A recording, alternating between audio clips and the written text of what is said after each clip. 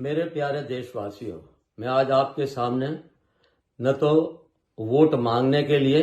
या कोई चुनावी सभा को संबोधित करने के लिए उपस्थित हुआ हूं।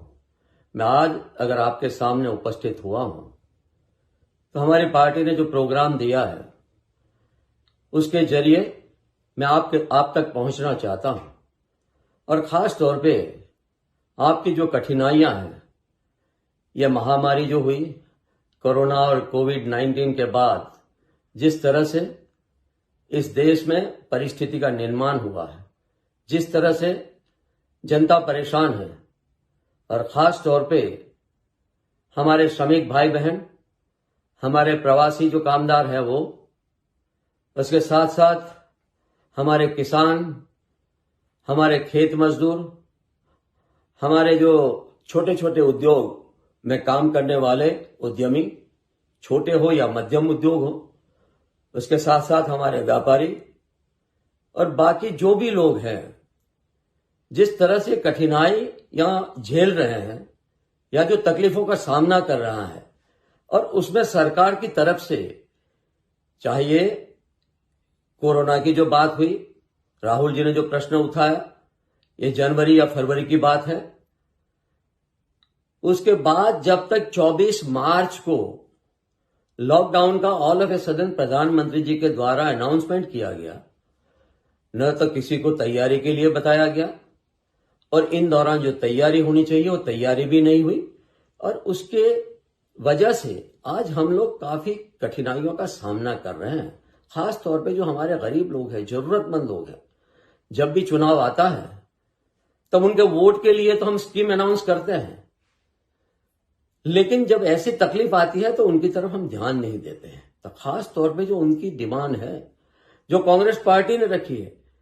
जो अपोजिशन पार्टीज ने रखी है, जो सोनिया जी ने चिट्ठियां लिखी है, जो राहुल जी ने चिट्ठियां लिखी है, खास तौर पे हमने cash transfer, direct cash transfer की बात की है, क्योंकि अभी लोन से काम नहीं चलेगा। जो पैकेज अनाउंसमेंट किया गया 20 लाख करोड़ का, लेकिन ये खोखला पैकेज, 30 लाख करोड़ का हमारा बजट होता है और 20 लाख करोड़ का आप बजट ये पैकेज अनाउंस करते हैं, इसमें से कुछ नहीं मिलने वाला है। खास तौर पे जो हमारे जो जरूरत है तत्कालीन जो लोगों को, कि 10,000 रुपए जो हमारे श्रमिक भाई बहन हैं, जो हमारे प्रवासी मजदूर हैं, उनके अकाउंट में डाला जाए और 6 महीने के लिए 7-7 हजार रुपए उनके अकाउंट में डालते रहें। 6 महीने के लिए उनको 10 किलो अनाज मिलना चाहिए। वो जब भी मुसाफरी करें, ट्रैवल करें, तो जो उनकी फेयर मिलना चाहिए, जो पैसेज मिलना चाहिए, कुछ सरकारों ने दिया, कुछ सरकारों ने नहीं दिया, और कुछ सरकार ऐसी है जो उन पे ही छोड़ दिया। लेकिन अनाउंसमेंट से पहले जिन लोगों ने अपने पैसे से टिकटें खरीदी है, जो फेयर अपने पैसे से दिया हुआ है, उनको किस तरह से कॉम्पेंसेशन मिलेगा?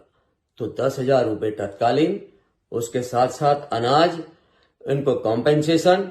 उसके साथ साथ हमारे किसान भाइयों के लिए रबी क्रॉप के लिए ठीक तरह से एमएसपी मिले, ट्रांसपोर्टेशन के लिए सुविधा हो, खरीफ पाक के लिए उनको सीड दिया जाए, फर्टिलाइजर दिया जाए। हमारे जो लेबर लॉज है उसको डाइल्यूट करने की कोशिश कर रहे हैं। तो कम से कम ये जो इमीडिएटली उनकी डिमांड्स है, जो जरूरत है, ये पूरी होनी चाहिए। हम तो हमारी तरफ से कोशिश कर रहे हैं, लेकिन हम आप सबको भी कहेंगे कि आपके दिल में पड़ी हुई जो बात है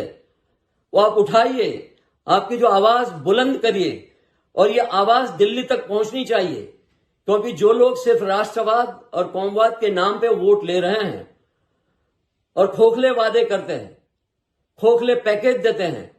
उनको इसका एहसास होना चाहिए कि सही माने में लोग या जनता इस देश की नाराज है। तो ये आवाज उठाने के लिए मैं आज आपके सामने उपस्थित हुआ हूं। मैं ये तो नहीं कहूंगा क्योंकि बुरा वक्त है कि एक जन आंदोलन में परिवर्तित करें, लेकिन हम सब मिलके जो हमारी जो डिमांड है उसको उठाएंगे नहीं, वहां तक ये सरकार मानने वाली नहीं है। तो आज के प्रोग्राम का जो मकसद है, यही मकसद है कि खास तौर पे जो हमारी डिमांड है, हमारे श्रमिक भाइयों के लिए, किसान भाइयों के लिए, जो लेबर लॉस को जो डाइल्यूट किए जा रहे हैं, और जिस तरह से जो स्टूडेंट्स बेचारे जिन्होंने एजिटेशन किए थे, चाहे वो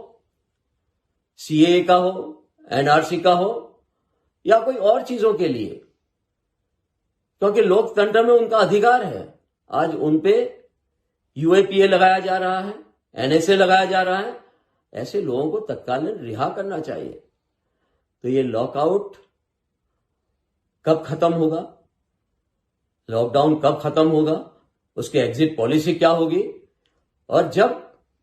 पीरियड था कि जब हमें कदम उठाने चाहिए थे, जब एयरपोर्ट बंद करने चाहिए थे, तब एयरपोर्ट बंद नहीं किए, पार्लियामेंट बंद करनी चाहिए थी। और ये जिस तरह से इवेंट्स मैनेजमेंट हो रहे थे, ट्रंप के रिसेप्शन की तैयारियां हो रही थी,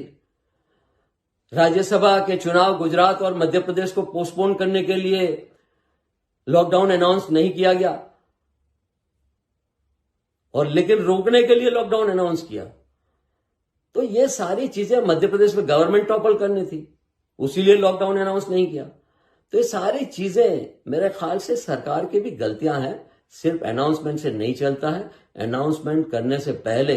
जिस तरह की तैयारियां सरकार को करनी चाहिए वो तैयारियां नहीं की, उसका नतीजा आज हम भुगत रहे हैं।